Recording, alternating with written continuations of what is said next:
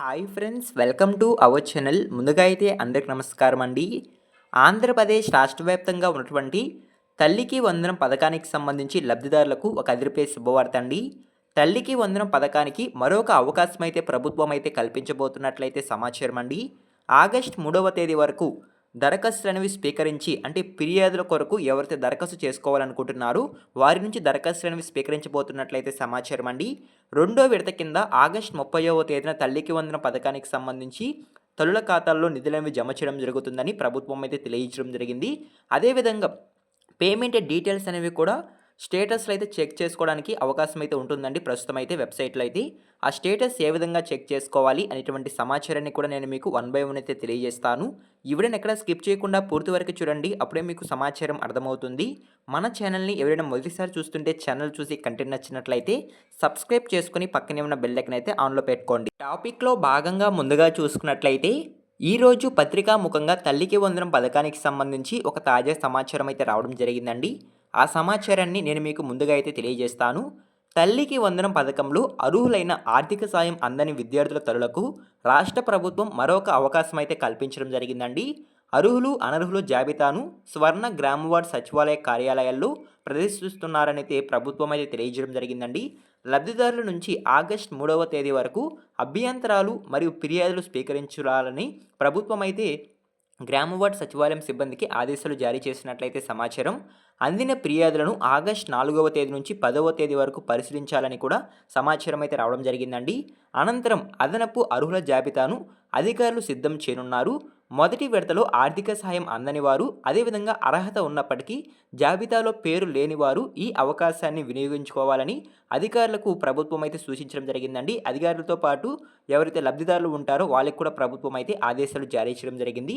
కొత్తగా అర్హులను గుర్తించి విద్యార్థులతో పాటు 1వ తరగతి మరియు జూనియర్ ఇంటర్తో తాజాగా చేరిన విద్యార్థుల జాబితాను ఆగస్టు 30వ తేదీన విడుదల చేయనున్నారు. అదే రోజు అర్హులైన లబ్ధిదారుల ఖాతాల్లో ఆర్థిక సహాయం అనేది జమ చేస్తున్నట్లు మనకి సమాచారం అయితే రావడం జరిగిందండి. 1వ తరగతి జూనియర్ ఇంటర్లో కొత్తగా చేరే విద్యార్థుల ప్రవేశాలకు ఆగస్టు 25 వరకు గడువు నిర్ణయించినట్లు సమాచారం అండి. ఆగస్టు 25వ తేదీ లోపు గనక మొదటి సంవత్సరం విద్యార్థులు, అంటే 1వ తరగతిలో జాయిన్ అయ్యే విద్యార్థులు మరియు 10వ తరగతి పూర్తి చేసుకొని ఇంటర్మీడియట్ జాయిన్ అయిన విద్యార్థులు కనుక పాఠశాలలో మరియు కళాశాలలో జాయిన్ అయినట్లయితే మీకు ఖచ్చితంగా ఈ తల్లికి వందనం పథకానికి సంబంధించి రెండో విడత కింద, అంటే ఆగస్టు 30వ తేదీన ఈ 13,000 రూపాయలు అనేది డైరెక్ట్గా తల్లుల ఖాతాలో జమ అవుతాయని ప్రభుత్వం అయితే తెలియజేయడం జరిగిందండి. ఓకేనా, మీకు అర్థమైంది అనుకుంటున్నాను. ఇప్పుడు ప్రెజెంట్ అర్హత కలిగి ఉండి కూడా ఇంకా ఎవరికైతే నిధులనేవి బ్యాంక్ ఖాతాలో జమ కాలేదో వాళ్ళు వెంటనే గ్రామవార్డ్ సచివాలయంకి వెళ్ళి దరఖాస్తు అనేది చేసుకోవచ్చు అంటే సమాచారం అండి. గ్రీవెన్స్ అనేవి పెట్టుకోవచ్చు అని ప్రభుత్వం అయితే తెలియజేయడం జరిగింది. ఆగస్టు 4వ తేదీ నుంచి 10వ తేదీ వరకు గ్రీవెన్స్ ఎవరైతే పెట్టుకొని ఉంటారో ఆ దరఖాస్తును పరిశీలించి అనంతరం ఫైనల్ లిస్ట్ అని విడుదల చేసి నిధులను విడుదల చేయడం జరుగుతుందని ప్రభుత్వం అయితే తెలియజేయడం జరిగిందండి. ఓకేనా, ఈ విధంగా తల్లికి వందనం పథకానికి మరొక అవకాశం అయితే ప్రభుత్వం అయితే కల్పించడం జరిగిందండి. ఓకేనా, మీకు అర్థమైంది అనుకుంటున్నాను.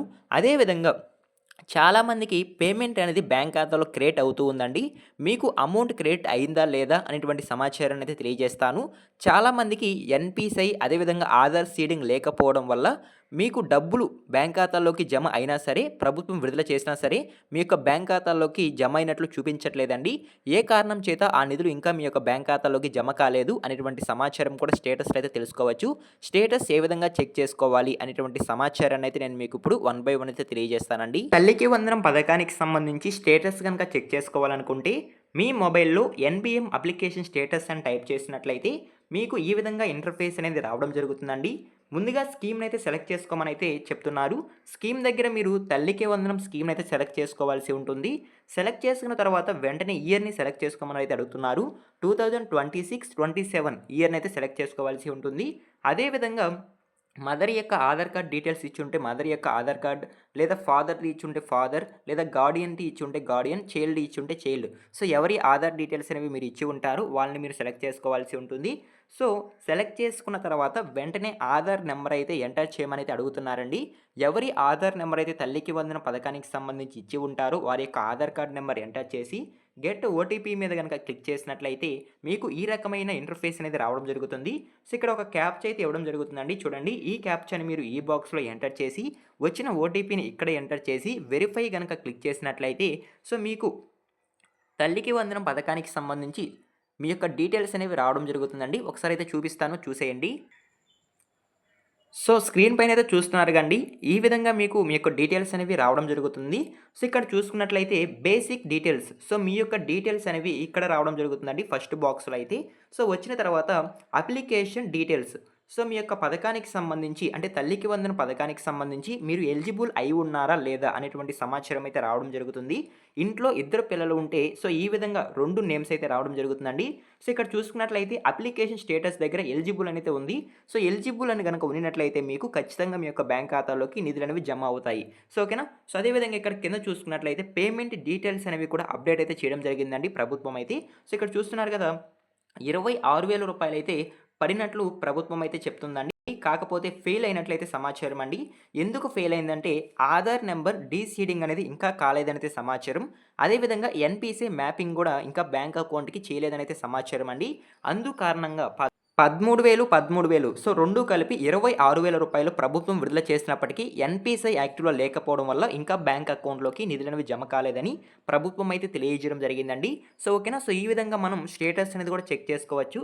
అదే విధంగా ఇక్కడ చూసుకున్నట్లయితే నేను 2 మీకు చూపిద్దామనైతే తీసుకోవడం జరిగిందండి. సో, ఇక్కడ చూసుకున్నట్లయితే ఇద్దరు పిల్లలు ఉన్నారు. ఇద్దరు పిల్లలకి ఎలిజిబుల్ అయితే రావడం జరిగింది. అమౌంట్ అనేది కూడా బ్యాంక్ ఖాతాలో క్రియేట్ అయినట్లు ప్రభుత్వం అయితే తెలియజేయడం జరిగిందండి.